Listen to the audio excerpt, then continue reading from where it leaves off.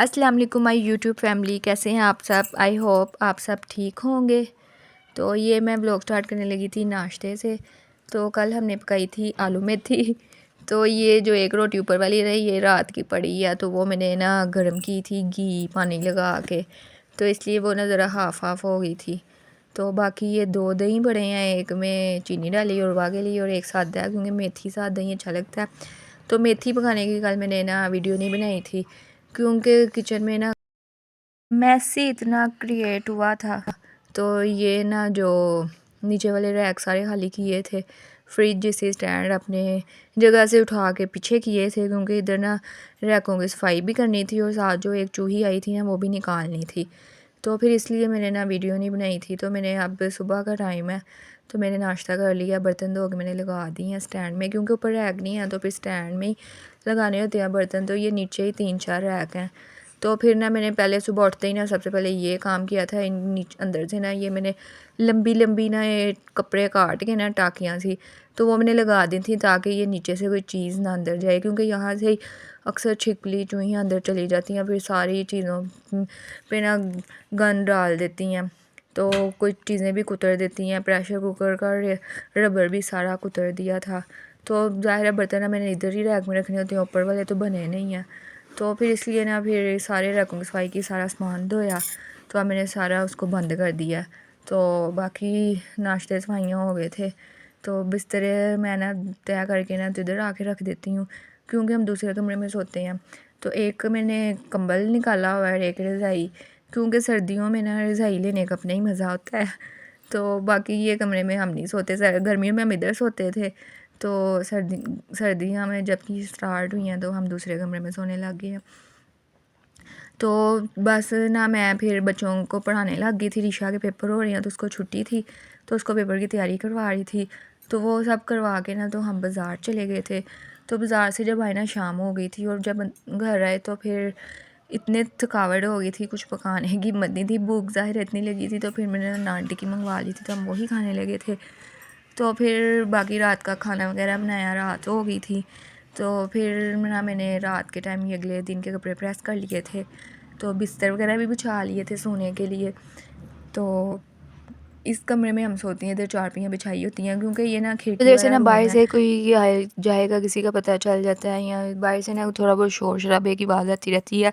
तो सर्दियों में ज़ाहिर है जैसा कि फ़ैन भी नहीं चलते, बिल्कुल खामोशी होती है, तो वो फिर अच्छी नहीं लगती ना। तो इसलिए फिर खिड़की वाले रूम में सोते हैं। तो उधर पिछले जो बेड वाला रूम है ना वहाँ बिल्कुल ही खामोशी होती है, और बिल्कुल खामोशी से ना वैसे ही बहुत ना मुझे बेचैनी सी होती है, तो इसलिए फिर इस कमरे में सोते हैं। तो ये फिर ना ऋषा को सोने से पहले ना मैं उसको ना दूध में शहद डाल के देने लगी थी क्योंकि उसका गला ख़राब हुआ हुआ है कुछ दिनों से। तो मैंने कहा उसको शहद डाल के दे दूँ, तो इससे नीम गर्म दूध में डाल रही थी कि इससे ज़रा ना सही हो जाता है, चेस्ट वगैरह सर्दियों में बेस्ट रहता है। तो ये अगले दिन का व्लॉग है। तो ये सुबह सुबह का टाइम है। ऋषा भी स्कूल चली गई थी, ऋषा के पापा ऑफिस चले गए थे। तो मैंने मूलियों वाले पराठे बनाए थे, वही हमने नाश्ता कर लिया। और उर्वा ने भी नाश्ता कर लिया था, तो उसको मैंने ना लिटा दिया था चारपाई पे। तो एक चारपाई मैंने ना सुबह के टाइम ना बाहर खड़ी कर देती होती हूँ, तो बस एक ही फिर दूसरी रुकी करके बिछा लेती होती हूँ। सारा दिन यही फिर इधर रहती है। तो उर्वा तो रज़ाई लेके सो गई थी। तो बाकी मैंने ना सारी सफाइयाँ वगैरह कर ली थी, किचन साफ़ कर लिया था। तो जैसे कि जैन की बर्थडे आ रही है तो उसके लिए ना मैंने अपना एक सूट निकाला था, वो सिलने लगी थी। तो बर्थडे थी जुम्मे वाले दिन। तो ये ना मैं जुम्मे रात वाले दिन ये मैंने सूट निकाला था सीने के लिए। परसों मैंने ही मतलब ये सिलाई किया। तो अभी इसको काटना भी था और सीना भी था। तो सी तो मैं पहले ही लेती, लेकिन ना इसके साथ की पाइपिंग वगैरह नल की कुछ भी नहीं था, ना मेरे पास सेंचिस टेप खड़िया कुछ भी बड़ा था। तो बुध वाले दिन फिर इसलिए बाज़ार गए थे, इसको सामान लाना था, वो लाए। तो फिर शाम हो गई थी, तब मुझे फिर सीने का टाइम नहीं मिला। तो फिर जुमेरात वाले दिन मैं सुबह सुबह बैठ गई थी। मैंने कहा मैं फिर इसको ना आज सी लूँ क्योंकि अगले दिन तो बर्थडे थी। तो इसको ना ये कमीज़ मैं सीने लगी थी, गाउन नेट का सूट था। तो ऊपर वाला मैंने ओपन गाउन सीना था, तो नीचे से सारा फिर इसकी शलवार कमीज़ ही होती है। तो कमीज़ और शलवार जो थी ना वो इकट्ठी थी, तो उसको मैंने लहदा कर लिया था। तो कमीज़ की ना इस कटिंग का निशान इस तरह सिंपल सा ही लगाना होता है, ऊपर से तीरे का और ये बगल का। तो फिर इस तरह मैंने निशान लगा के तो इसको मैं कट कर लिया था। और ये जो साइड फिटिंग का निशान होता है ना, ये मैं सिलाई लगाने के बाद ही हमेशा काटती हूँ। तो बस यही 2-3 निशान लगाने होते हैं जो मैं लगा लेती हूँ। तो ये अगले हिस्से की जो कटाई है ना थोड़ी सी डीप करनी होती है। तो ये जो मैंने निशान लगा लिया, तो अब मैं इसको काट के ना तो डीप कर लूँगी।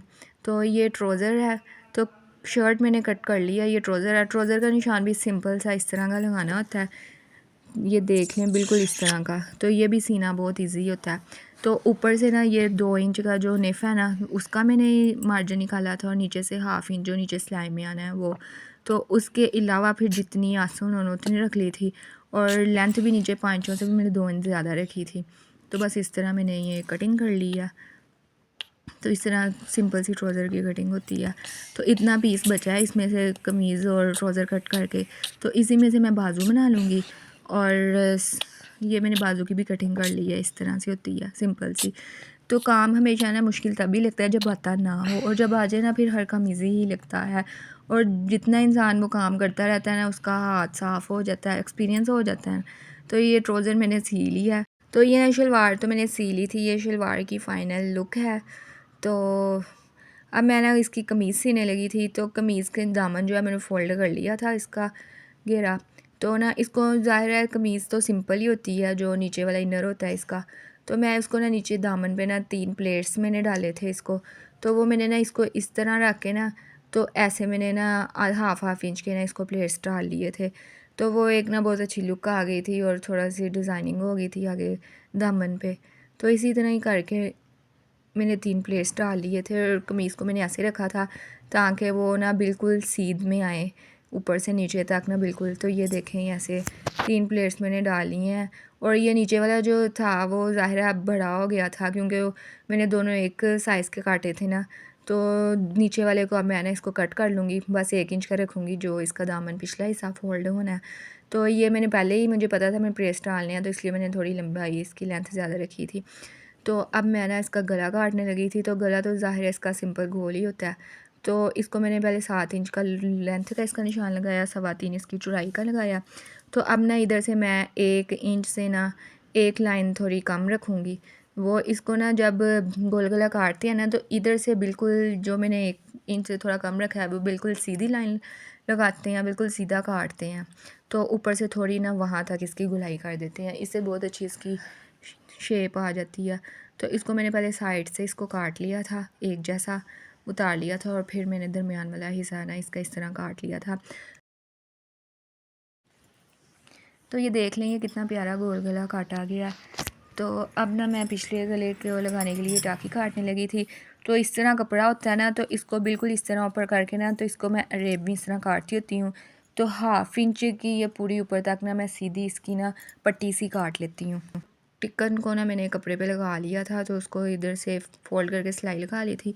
तो अब मैंने इसको कमीज़ पे रख दिया। तो ऐसे मैंने ना ये निशान इसको इस तरीके से ना तह लगा ली थी ताकि वो निशान पड़ जाए।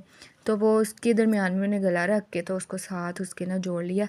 तो अब मैंने इसको इसके बिल्कुल ना आधे आधे इंच के फासले पर ना तो इसको कट कर लूँगी। तो इसको ना ध्यान से इधर से कट करना होता है कि बिल्कुल साथ ना उसका काटा जाए, नहीं तो गला ही वेस्ट हो जाता है। तो अगला गला बनाने के बाद ना मैं हमेशा अगला पिछला पलड़ा जोड़ लेती हूँ। तो वो भी मैंने जोड़ लिया। तो अब मैं ना पिछले गले पे टाँकी लगाने लगी हूँ। तो वो मैं इस तरह फिर रेबी जो टाँकी होती है ना, वो मैं इस तरह उसको साथ साथ ना लगा लेती होती हूँ। और फिर ये टाँकी मैंने लगा दिया पिछले गले को। तो उसके ना बिल्कुल किनारे पे ना मैं इस तरह एक सिलाई लगा देती हूँ, तो इससे बहुत प्यारी शेप आ जाती है, और फिर उसको फ़ोल्ड करने में आसानी हो जाती है। तो इस तरह बिल्कुल ना किनारे किनारे पे ना इस तरह उसकी ये सिलाई लगानी होती है पिछले गले को। तो फिर पिछले गले को ना अगर लोन वगैरह के गले में बनाऊँ ना, तो वो मैं सिलाई लगा लेती होती हूँ उसको फ़ोल्ड करके ना, जो फिर डबल सिलाई नीचे वाली लगानी होती है। तो वो लोनों के कपड़ों में मैं लगा लेती होती हूँ, लेकिन ये रेशमी है तो इसको ना मैं वैसे ही फ़ोल्ड करके ना तो इसको मैं तरपाई कर लूँगी, क्योंकि अगले गले को भी तरपाई करनी है तो पिछले को भी तरपाई ही करूँगी। इस तरह ना इसको फ़ोल्ड करके इस तरह, तो ऐसे इसकी ये सारी ना तरपाई हो जाएगी। से जोड़ती हूँ इसको। हाफ़ मैंने बीच में ना इसका टक लगाया होता है, तो आधा पहले मैं इस हाफ़ इस तरफ से जोड़ लेती हूँ, हाफ़ उस तरफ से जोड़ लेती हूँ। तो बाज़ लोग तो ऐसे जोड़ते हैं ना कि शर्ट सी के तो फिर गोल बाजू लगाते हैं बाजू लहदा से। तो लेकिन मैं वैसे नहीं लगाती, मुझे इस तरह लगाने से ना इजी मेथड लगता है, तो मैं हमेशा इस तरह ही लगाती हूँ। तो पहले मैं हाफ़ बाजू जोड़ लेती हूँ इधर की, तो अगले साइड, और फिर हाफ़ बाजू पिछली साइड की मैं साथ सिलाई कर लेती हूँ। तो ऐसे ही मुझे करना ईजी लगता है। तो आप लोगों को जैसे ईजी लगता है वैसे कर लें। तो अब मैं तो बाजू मेरी लग गई थी, तो अब मैंने ना ये साइड सिलाई का निशान लगा लिया। तो पहले तो ये नीचे वाला जो चाक तक निशान लगाती हैं पहले मैंने वो लगाया, और फिर ये ऊपर से चेस्ट का, दरमियान में कमर का, तो बिल्कुल ऐसे लगा देते हैं। और बिल्कुल ही ऐसे खम वाली नहीं रखनी सिलाई, ये दरमियान से जो है ना ये कमर, इस यहाँ से ना थोड़ी सी गोलाई में लगाती हूँ मैं सिलाई। तो फाइनली मेरी ना शर्ट और ट्राउज़र रेडी हो गया था। तो गाउन की भी जो है वो मैंने वीडियो बनाई है, लेकिन अब ब्लॉग बहुत लंबा आ गया, तो उसकी वीडियो ना मैं नेक्स्ट ब्लॉग में शेयर करूँगी। इसी के साथ हम अपने ब्लॉग एंड करते हैं। मेरे चैनल को लाइक शेयर सब्सक्राइब कीजिए। ओके, अल्लाह हाफिज़।